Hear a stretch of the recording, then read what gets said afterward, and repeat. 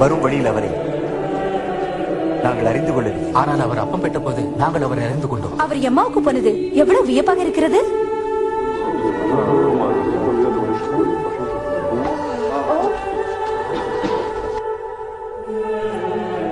உங்களுக்கு சமாதானம் உண்டாகுக.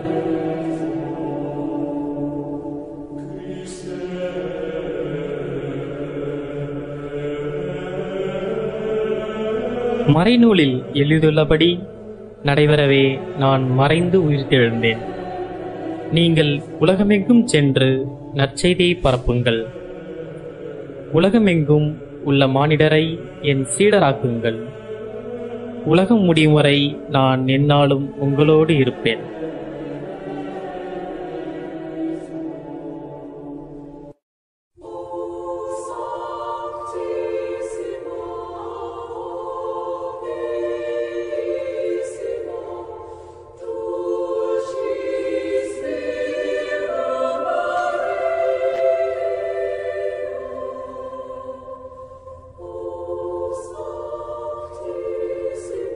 உலகெங்கும் சென்று நற்செய்தியை பரப்புங்கள் என்ற இயேசுவின் வாக்கிற்கு இணங்க புனித தோமையார் இந்தியாவிற்கு வந்ததைப் போல புனித யாகப்பர் ஸ்பெயின் நாட்டிற்கு செல்கின்றார்.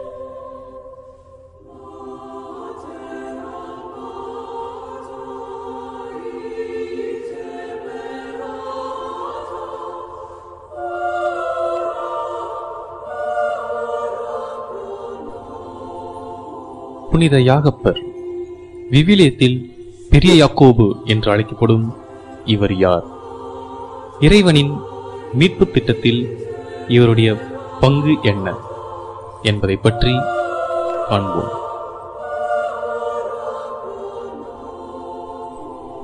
யாக்கோபு என்னும் இவர் செபதேயு என்பவரின் மகனாக விவிலியத்தில் குறிப்பிடப்படுகின்றார். இவருடைய சகோதரராக புனித யோவானும் குறிப்பிடப்படுகின்றார். இவர் யாக்கோபு, யோவான் இவர்களுடைய சகோதரர் அல்லவா என்று யூதர்கள் இயேசுவின் அரும் அடையாளத்தை கண்டு வியப்புற்று கூறியதிலிருந்து இவர்களுடைய தாய் சலோமி அன்னை மரியாளின் தங்கை என்பது புலப்படுகின்றது.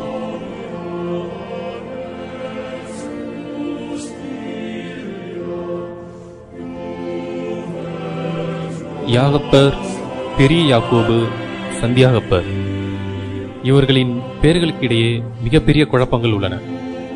இவற்றை பற்றி விரிவாக காண்போம். விவிலியத்தில் உள்ள புதிய ஏற்பாடு கிரேக்க மொழியில் எழுதப்பட்டுள்ளதால் அதில் இவர் பெயர் ஜேக்கோ என்று அழைக்கப்படுகின்றது.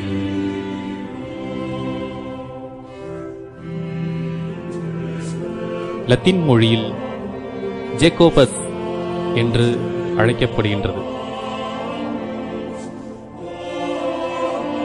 இதே நாம் ஆங்கிலத்தில் ஜேம்ஸ் என்று அழைக்கின்றோம்.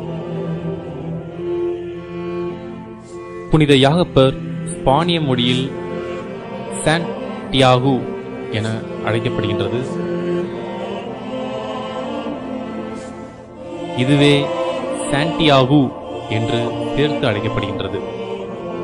நாம் அழைக்கும் சந்தியாகப்பர் என்பது சான்டியாகோ எனும் ஸ்பானிய மொழியின் தமிழ் திரிவாகும்.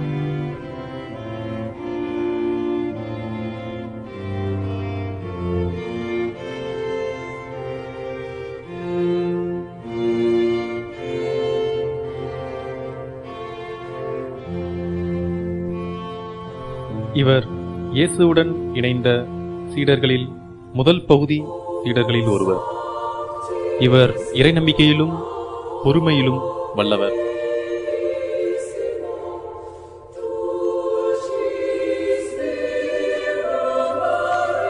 இவரும் இவர் சகோதரர் யோவானும் மிக மிக பொறுமையுடையவர்கள். ஆனால் கோபம் என்று வந்தால் யாருமே இவர்கள் எதிரில் நிற்க முடியாது. அப்பேற்பட்ட அனைவரையும் எரிக்கக்கூடிய அளவில் இவர்களின் கோபம் மிக கொடூரமாக இருக்கும். எனவேதான் ஆண்டவர் இவர்களை இடியின் மக்கள் என்று அழைப்பார்.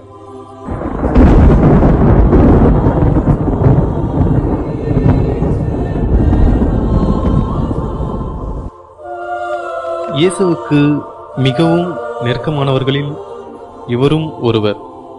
மற்ற சீடர்களை இயேசு அழைக்கும்போது அவர்கள் இயேசுவிடம் கேள்விகள் கேட்டாலும் இவரும் இவர் சகோதரர் யோவானும் இயேசுவிடம் ஒரு வார்த்தை கூட கேட்காமல் அவரை பின்தொடர்ந்தனர். இவ்வாறு ஆழ்ந்த விசுவாசத்திற்கு முன்மாதிரியாக புனித யாகப்பர் கூறப்படுகின்றார். இயேசு விண்ணேற்றம் அடையும் போது அவருடன் சென்ற மூவருள் சந்தியாகப்பரும் ஒருவர். இயேசுவின் விண்ணேற்றத்திற்காக ஏற்பாடு செய்வதற்காக இயேசு தம் தூதர்களை எருசலேமிற்கு அனுப்பினார். அவர்களோ சமாரியருடைய ஊருக்கு சென்று வந்தனர். இதை கேள்விப்பட்டவுடன் யாகப்பரும் அவருடைய சகோதரர் யோவானும், ஆண்டவரே, இவர்களை வானிலிருந்து தீயை வரவழைத்து அழைத்து விடட்டுமா என்று கேட்டதாக லூக்கா நற்செய்தி 9ஆம் அதிகாரம் 51 முதல் 56 வரை கூறப்பட்டுள்ளது. இதிலிருந்து இயேசுவின் வாக்கின் மீது யாகப்பர் எவ்வளவு மதிப்பும் பக்தியும் வைத்திருந்தார் என்பது புலப்படுகின்றது.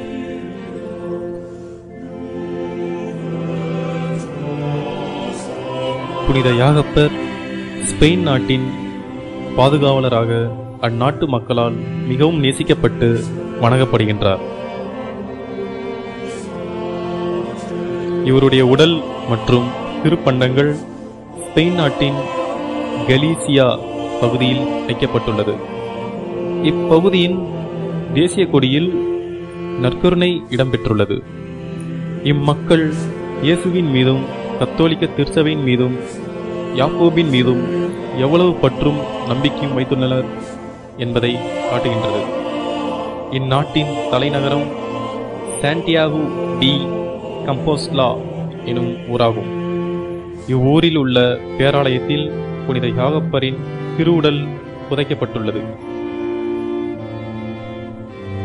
பழங்கால மரபின்படி கிபி 40ஆம் ஆண்டு ஜனவரி 2ஆம் நாளில் எப்ரோ எனும் நதிக்கரையில் கன்னி மரியாவினால் காட்சியருளப்பட்டார் என்று கூறப்படுகின்றது. இந்நிகழ்வு ஒரு தூணில் நடைபெற்றது.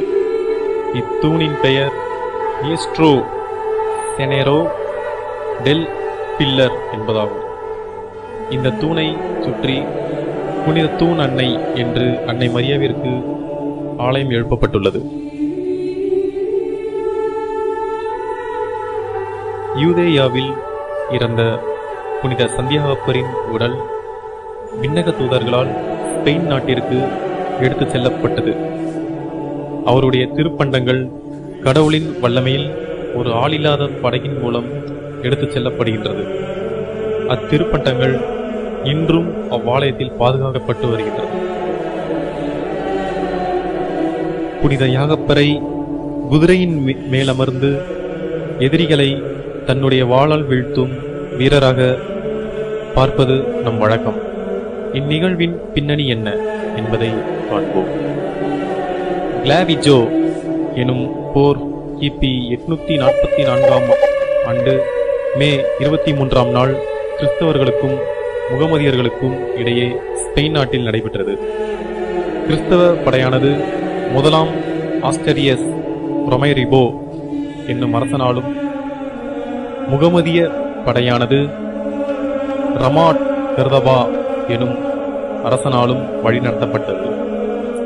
போர் முடிவு நிலையில் கிறிஸ்தவ படை சோர்ந்தபோது ஏராளமான வெள்ளை குதிரைகளில் புனித யாகப்பர் தோன்றி எதிரிகளை அழித்தார். அது முதல் அவர் மாபெரும் படைவீரராக அந்நாட்டு மக்களால் வணங்கப்படுகின்றார்.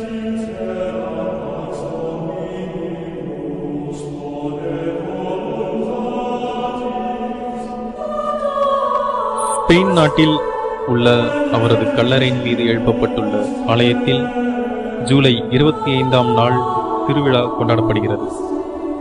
உலகம் முழுவதும் பக்தர்கள் நடைபதியாக வருகின்றனர்.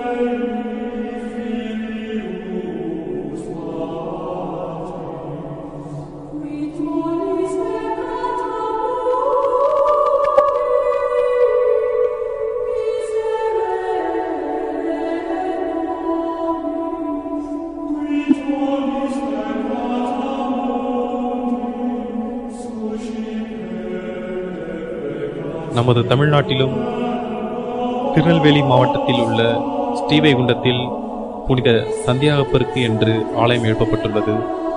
இங்கும் ஜூலை 25ஆம் நாள் திருவிழா கொண்டாடப்பட்டு வருகின்றது. இவ்வாறு ஒவ்வொரு ஆண்டும் ஆயிரக்கணக்கில் பக்தர்கள் வந்து புதுமைகளை பெற்றுச் செல்கின்றனர்.